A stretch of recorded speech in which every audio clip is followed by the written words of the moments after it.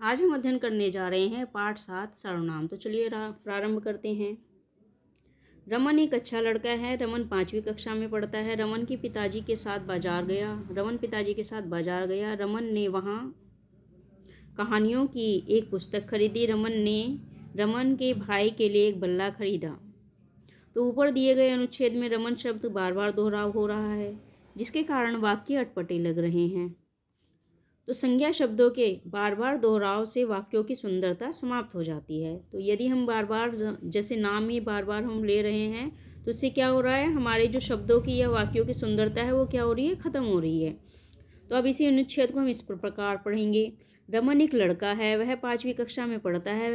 वह पिताजी के साथ बाजार गया। उसने वहाँ कहानियों की एक पुस्तक खरीदी। उसने अपने भाई के लिए एक बल्ला खरीदा। देखा आपने, यह अनुच्छेद पहले अनुच्छेद की तरह अटपटा नहीं लग रहा है, क्योंकि इस बार रमन शब्द का बार बार प्रयोग न होकर उसके स्थान पर उसने अपने सर्वनाम शब्दों का प्रयोग हुआ है। तो सर्वनाम शब्दों के प्रयोग से भाषा सुंदर, सटीक, प्रभावशाली बन जाती है। इसलिए हम कह सकते हैं कि जो शब्द संज्ञा के स्थान पर प्रयोग किए जाते हैं उन्हें सर्वनाम कहते हैं। तो जिन शब्दों का प्रयोग हम संज्ञा के स्थान पर करते हैं उसी को हम क्या कहते हैं, सर्वनाम। तो चलिए आगे पढ़ते हैं। अब है सर्वनाम के भेद। तो सर्वनाम के 6 भेद होते हैं। सबसे पहले पुरुषवाचक सर्वनाम, निश्चयवाचक सर्वनाम, अनिश्चयवाचक सर्वनाम, प्रश्नवाचक सर्वनाम और संबंधवाचक सर्वनाम। तो इस प्रकार से ये कितने भेद हो गए हैं, सर्वनाम के 6 भेद हो गए हैं। तो सबसे पहले अध्ययन करेंगे पुरुषवाचक सर्वनाम का।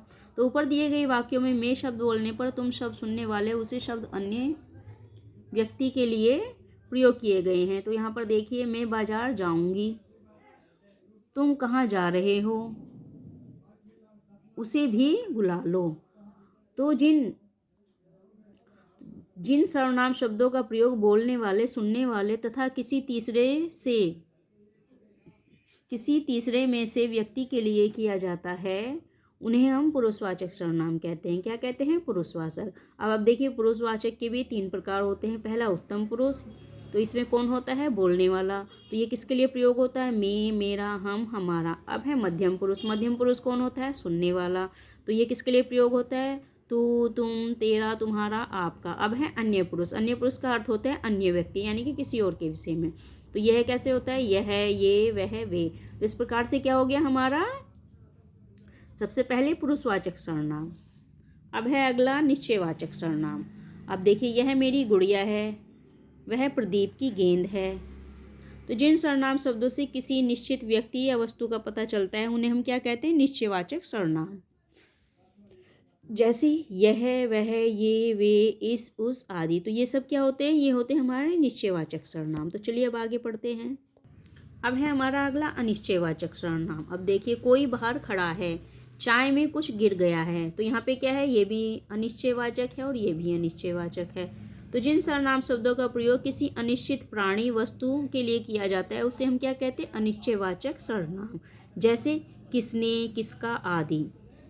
अब देखिए प्रश्नवाचक सर्वनाम।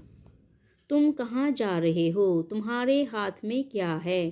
तो जिन सर्वनाम शब्दों का प्रयोग प्रश्न पूछने के लिए किया जाता है उसे हम क्या कहते हैं, प्रश्नवाचक सर्वनाम। तो ये कौन, किसे, कहाँ, किसका आदि। तो इन शब्दों का प्रयोग इस सर्वनाम के अंतर्गत होता है। वह संबंधवाचक सर्वनाम। देखिए, संबंधवाचक सर्वनाम कैसे होता है, जैसा बोओगे वैसा काटोगे, जिसका नाम पुकारा जाए उसे ही आना चाहिए। तो जो सर्वनाम शब्द वाक्य में आए दूसरे संज्ञा या सर्वनाम शब्दों को संबंध बताते हैं, यानी कि दूसरी संज्ञा या सर्वनाम शब्दों से संबंध बताते हैं, उसे हम क्या कहते हैं, संबंधवाचक सर्वनाम। जैसे उदाहरणार्थ, जो, सो, जहाँ, वहाँ, जिसने, उसने, जिसका, उसका। तो इस प्रकार के शब्द जब आते हैं तो वो क्या होता है, संबंधवाचक सर्वनाम। अब अगला देखिए, अब है हमारा निजवाचक सर्वनाम। अब देखिए निजवाचक सर्वनाम, यह चित्र मैंने स्वयं बनाया है। तो यहाँ पे स्वयं क्या है, निजवाचक। नेहा अपने आप पढ़ लेगी। तो यहाँ पे अपने आप में क्या हो जाएगा, अपने आप हो जाएगा हमारा निजवाचक। तो देखिए, जिन सर्वनाम शब्दों का प्रयोग कर्ता अपने लिए करता है, यानी कि जिसका हम स्वयं के लिए प्रयोग करते हैं, उन्हें हम क्या कहते हैं, निजवाचक सर्वनाम। जैसे खुद, स्वयं, अपने आप आदि। तो इस प्रकार से क्या हो गया, ये हो गया हमारा निजवाचक सर्वनाम। अब देखिए सर्वनाम संबंधी विशेष बातें। सबसे पहले सर्वनाम पर लिंग का प्रभाव नहीं पड़ता है, चाहे वो लड़का हो या लड़की हो, एक ही समान होगा। में स्त्रीलिंग में भी में ही रहेगा और पुल्लिंग में भी में ही रहेगा। सर्वनाम शब्द वचन और कारक के प्रभाव से रूप बदलते हैं, यानी कि वचन बदल गया और कारक बदल गया तो उसका भी प्रभाव बदल जाएगा। आप और हम का प्रयोग सदैव एक वचन में आदर के लिए किया जाता है। यह, वह, मैं, तू, आप, कौन, कोई, क्या, कुछ, ये, जो, ये 10 मूल सर्वनाम हैं। तो ये क्या है, हमारे मूल सर्वनाम। तो इन्हीं में कुछ ना कुछ और प्रत्यय वगैरह जोड़कर हम इनमें परिवर्तन कर सकते हैं तभी, लेकिन मूल क्या है, मूल हमारे यही हैं।